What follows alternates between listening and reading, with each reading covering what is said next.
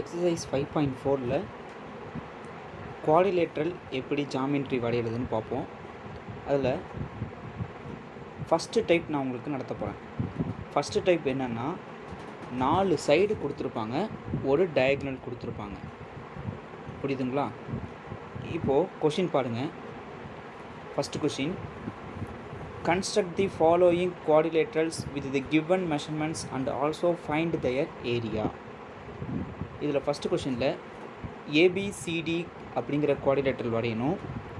அதில் AB equal to 5 centimetre, BC equal to 4.5 centimetre, CD equal to 3.8 centimetre, DA equal to 4.4 centimetre and AC equal to 6.2 centimetre. இப்போது ஏபிசிடிங்கிற குவாடிலேட்டரில் AB, BC, CD, DA அப்படிங்கிறது 4 side, AC அப்படிங்கிறது diagonal. அப்போது இதில் என்ன கொடுத்துருக்காங்கன்னா 4 சைடு கொடுத்துருக்காங்க, ஒரு டயகனல் கொடுத்துருக்காங்க. இப்போ இதை நம்ம எப்படி வரைகிறதுன்னு பார்ப்போம். First AB equal to 5 centimetre அதை வரையணும். ஸோ ஸ்கேல் எடுத்துங்க.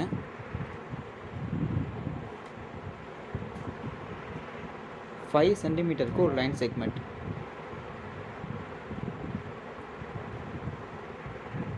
ஸோ ஏபி 5 சென்டிமீட்டர் வரைஞ்சிட்டோம். இப்போ அடுத்தது பிசி 4.5 சென்டிமீட்டர். ஏன் பிசியை நான் சூஸ் பண்ணுறேன்னா, இப்போ நமக்கு 2 பாயிண்ட்டு தான் தெரியும், ஏங்கிற பாயிண்ட்டும் பிங்கிற பாயிண்ட்டும் தான் தெரியும். ஸோ பிங்கிற பாயிண்ட்டை சூஸ் பண்ணி பிசியை நான் வரைஞ்சிடுறேன். ஓகேங்களா? ஸோ பிசி வந்து 4.5 சென்டிமீட்டர். ஃபஸ்ட்டு நம்ம போடும்போது தான் ஸ்கேல் பென்சிலை யூஸ் பண்ணி போடணும். அதுக்கப்புறம் போடும்போது காம்பஸை யூஸ் பண்ணி போடணும். ஓகேங்களா? ஸோ இப்போது பிசி 4.5 சென்டிமீட்டருக்கு காம்பஸில் அளவு எடுத்துக்கிறீங்க. ஸோ 4.5 சென்டிமீட்டர் காம்பஸில் அளவு எடுத்துக்கிட்டேன்.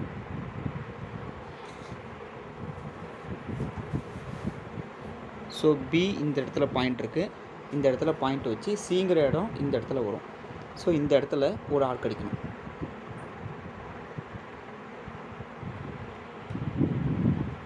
ஸோ இதுதான் ஆர்க் அடிச்சிட்டோம்.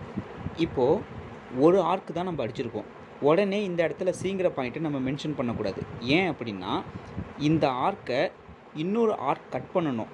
அப்படி இல்லைன்னா வேறு ஏதாவது ஒரு லைன் வந்து இது கட் பண்ணணும். கட் பண்ணதுக்கப்புறம் தான் அந்த இடத்துல கட்டிங் பாயிண்டில் தான் நம்ம சிங்கிற பாயிண்ட்டை மார்க் பண்ணணும்.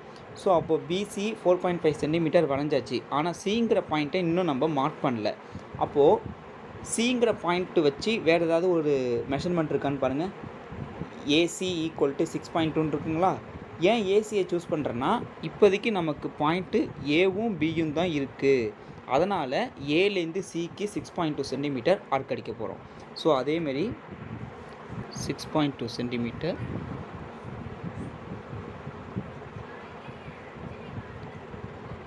காம்பஸில் அளவு எடுத்துக்கிங்க. 6.2 சென்டிமீட்டர் அளவு எடுத்தாச்சு. ஸோ இப்போது ஏலேருந்து சி, ஸோ ஏங்கிற பாயிண்ட்டு இங்கே இருக்குது, சிங்கிற பாயிண்ட்டு நம்ம ஆர்க் எங்கே கட் பண்ணுதோ அந்த இடத்துல வரப்போகுது. ஸோ ஏற்கனவே அடித்த ஆர்க்குக்கிட்ட இந்த ஏசி ஈக்குவல் டு 6.2 சென்டிமீட்டருக்கு ஒரு ஆர்க் அடிச்சுட்டோம். 2 ஆர்க்கும் கட் பண்ணுதா? அந்த கட் பண்ணுற பாயிண்ட்டு தான் இப்போ நம்ம சின்னு மார்க் பண்ண போகிறோம். ஸோ மார்க் பண்ணியாச்சு. இப்போது எதை ஜாயின் பண்ணலாம்? சிங்கிற பாயிண்ட்டு நமக்கு கிடச்சிருச்சு. இப்போது ஏலேருந்து சியையும் பிலேருந்து சியையும் நம்ம ஜாயின் பண்ணிவிடுவோம் ஸ்கேலை யூஸ் பண்ணி.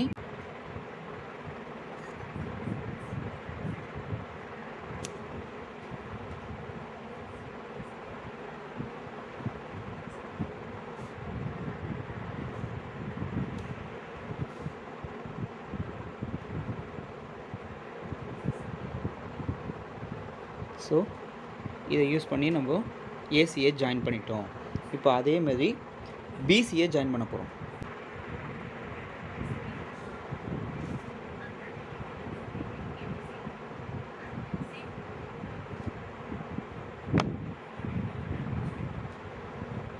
இப்போது பிசியை ஜாயின் பண்ணிட்டோம். ஓகேங்களா? நெக்ஸ்ட்டு அடுத்த மெஷர்மெண்ட் என்ன போடணும்? இப்போ நம்ம ஏபி போட்டோம், பிசி போட்டோம், ஏசி போட்டோம். இப்போ சிங்கிற பாயிண்ட்டும் நமக்கு கிடச்சிருச்சு. ஸோ இந்த சிங்கிற பாயிண்ட்லேருந்து சிடியும் டிஏ ரெண்டு மெஷர்மெண்ட் தான் நம்ம இன்னும் வரையலை.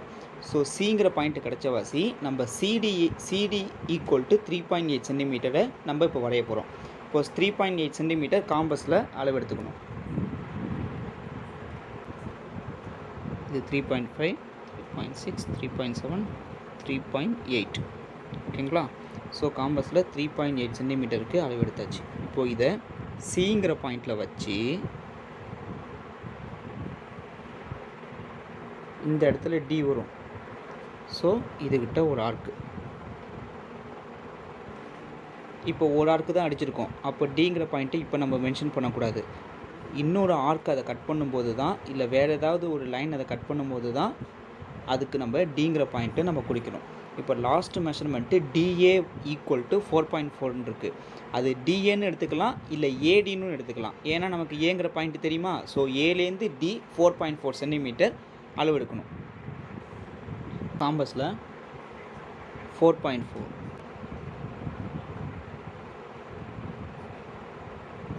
ஸோ எடுத்தாச்சு. இப்போது இதை ஏங்கிற பாயிண்டில் வச்சு டிங்கிற பாயிண்ட்டு இந்த இடத்துல வருமா, இந்த இடத்துல இப்போ நம்ம ஆர்க் அடிக்க போகிறோம். ஸோ ஆர்க் அடித்தாச்சு. இப்போ இந்த கட்டிங் பாயிண்ட்டு தான் டிங்கிற பாயிண்ட்டாக மென்ஷன் பண்ணிட்டோம். இப்போ எதை வரைஞ்சோம், சிடி வரைஞ்சோம், டிஏ வரைஞ்சோம். அது ரெண்டுத்தையும் நம்ம ஸ்கேல் மூலிமா ஜாயின் பண்ணணும்.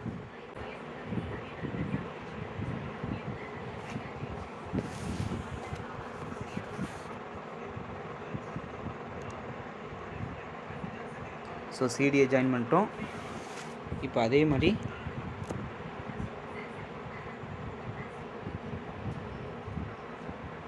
இப்போ அடுத்தது ஏடி இதை ஜாயின் பண்ண போகிறோம். ஸோ இதையும் ஜாயின் பண்ணியாச்சு. இப்போது நமக்கு குவாடிலேட்டரல் கிடச்சிருச்சு. ஓகேங்களா. ஸோ ஏபிசிடிங்கிறது ஒரு குவாடிலேட்டரல். இதில் ஏலேருந்து சிங்கிறது டயகனல்.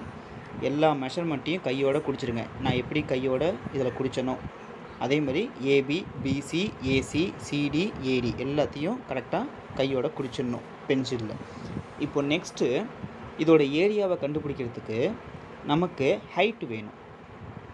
ஹைட் அப்படிங்கிறது எப்படி வரைகிறது அப்படின்னா, இப்போ இந்த குவாடிலேட்டரில் பார்த்தீங்கன்னா இதில் 2 ட்ரையாங்கிள் உங்களுக்கு தெரியும். எது, ஏடிசி அப்படிங்கிறதும் ஒரு ட்ரையாங்கிள், ஏபிசிங்கிறது ஒரு ட்ரையாங்கிள். இந்த 2 ட்ரையாங்கிளுக்கும் ஒரு ஹைட்டு வரைஞ்சோன்னா தான் அது இந்த குவாடிலேட்டரோட ஹைட்டாக இருக்கும். ஓகேங்களா.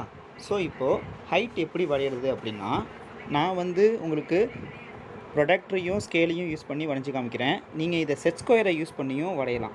செட் ஸ்கொயர்னால் ஜாமெண்ட்ரி பாக்ஸில் 2 ட்ரையாங்கிள்ஸ் மாரி ஒன்று இருக்கும், அதுதான் செட் ஸ்கொயர். ஓகேங்களா.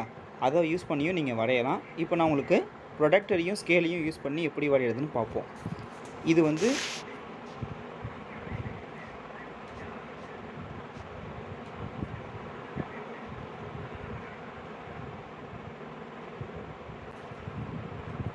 அதாவது இந்த ஏசிங்கிற டயகனலும் அந்த இப்போ நான் இதுக்கு ஒரு ஹைட் வரைய போகிறேன்.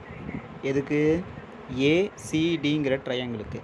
ஸோ இந்த ஏசிங்கிற டயகனலுக்கு பர்பண்டிகுலர் லைன் வரையணும். பர்பண்டிகுலர் லைன்னா 90 டிகிரிக்கு இருக்கணும். அதனால தான் கரெக்டாக 90 டிகிரிக்கு நான் மார்க் பண்ணியிருக்கேன். ஓகேங்களா. மார்க் பண்ணிவிட்டு இப்போ ஸ்கேலை யூஸ் பண்ணி இப்படி ஸ்கேலை யூஸ் பண்ணி கரெக்டாக 90 டிகிரிக்கு நான் இப்போது இந்த வெர்டெக்ஸ்லேருந்து இந்த டயகனலுக்கு ஒரு ஹைட்டு வரைஞ்சிருக்கேன். இந்த ஹைட்டை நம்ம ஸ்கேலை யூஸ் பண்ணி எத்தனை சென்டிமீட்டர் இருக்குன்னு பார்த்துக்கணும்.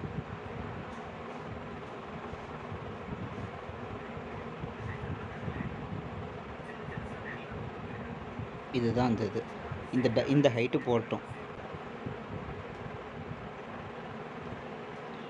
ஸோ இதில் பார்த்தீங்கன்னா தெரியும், இதோட ஹைட்டு கரெக்டாக 2.5 சென்டிமீட்டர் இருக்குது. ஸோ இதுதான் ஹைட் 1 அப்படின்னு வச்சுக்க போகிறோம். இப்போ நெக்ஸ்ட்டு ஹைட் 2 வரையணும். அதுவும் இதே மாதிரி தான்.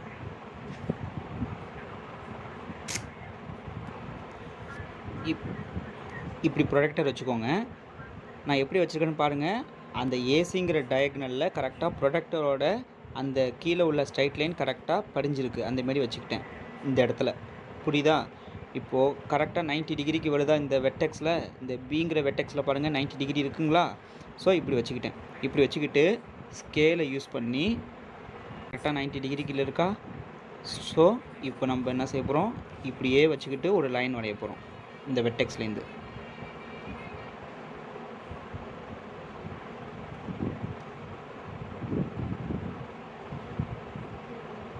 புரியுதுங்களா? ஸோ இது ஹைட் 2வாக வரைஞ்சிட்டோம். இப்போ இந்த ஹைட் 2ஓட மெஷர்மெண்ட் எவ்வளோ இருக்குன்னு பார்ப்போம். இது கரெக்டாக மெஷர் பண்ணிங்கன்னா எத்தனை இருக்குது பாருங்கள், 3.5 சென்டிமீட்டர் இருக்குது. ஓகேங்களா? ஸோ இதை ஹைட் 2வாக வச்சுக்கிட்டோம். இப்போது நம்ம எல்லாம் கன்ஸ்ட்ரக்ட் பண்ணியாச்சு. இப்போ நம்ம ஏரியா ஆஃப் த குவாடிலேட்டரல், இந்த குவாடிலேட்டரோட ஏரியா எவ்வளோ அப்படிங்கிறத நம்ம கண்டுபிடிப்போம். அதுக்கு ஃபார்முலா உங்களுக்கு சொல்லியிருக்கேன். Area equal to ½ into D into h1 + h2. இதில் டிங்கிறது டயகனல், h1ங்கிறது ஹைட் 1, h2ங்கிறது ஹைட் 2. ஸோ இப்போ இதோட கால்குலேஷன் பார்ப்போம். அதாவது குவாடிலேட்டரலோட ஏரியாவை கண்டுபிடிக்கிறதுக்கு உண்டான கால்குலேஷன். ஸோ ஏரியா ஆஃப் குவாடிலேட்டரலுக்கு formula 1/2 into D into h1 + h2. 1/2 இன்ட்டு டிங்கிறது டயக்னல் 6.2 சென்டிமீட்டர் போட்டிருந்தோம் ஏசின்னு போட்டு, அதான் டயக்னல். ஸோ h1ங்கிறது 2.5, h2ங்கிறது 3.5. நம்ம ஜாமெண்ட்ரி போட்டோம்ல, அதில் பார்த்தீங்கன்னா உங்களுக்கு தெரியும். எதை வேணாலும் h1 எடுத்துக்கலாம், எதை வேணாலும் h2 எடுத்துக்கலாம். ஸோ இப்போ இதை சிம்பிளிஃபை பண்ணணும். ஸோ இந்த 1/2 அப்படியே வச்சுக்கோங்க.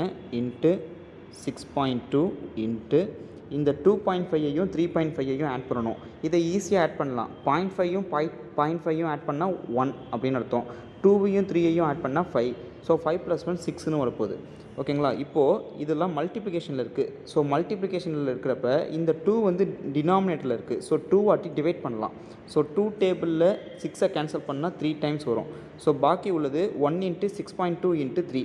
ஸோ 1 × 6.2 6.2 × 3. இதை மல்டிப்ளை பண்ணணும். So 3 2s are 6, 3 6 are 18. இதை மல்டிப்ளை பண்ணிவிட்டு அப்புறம் பாயிண்ட் வைங்க. இதில் பாயிண்ட் வந்து 1 டிஜிட் லெஃப்ட்டில் தள்ளி வச்சுருக்காங்களா? ஸோ அதேமாதிரி இதுலேயும் 1 டிஜிட் லெஃப்ட்டில் இங்கே தள்ளி வச்சிங்கன்னா 18.6ன்னு கிடைக்கும்.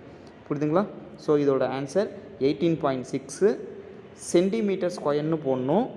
ஏன்னா இதுவும் சென்டிமீட்டர் தான், இதுவும் சென்டிமீட்டர் தான். So centimetre into centimetre, centimetre ஸ்கொயர்னு வரும். ஓகேங்களா? அப்படி இல்லைன்னா இதை ஸ்கொயர் சென்டிமீட்டர்னு கூட போடலாம். சென்டிமீட்டர் ஸ்கொயர்னு போடலாம், இல்லை ஸ்கொயர் சென்டிமீட்டர் அப்படின்னு போடலாம். ஓகேங்களா? இதுதான் ஏரியா. புரியுதுங்களா? தேங்க்யூ.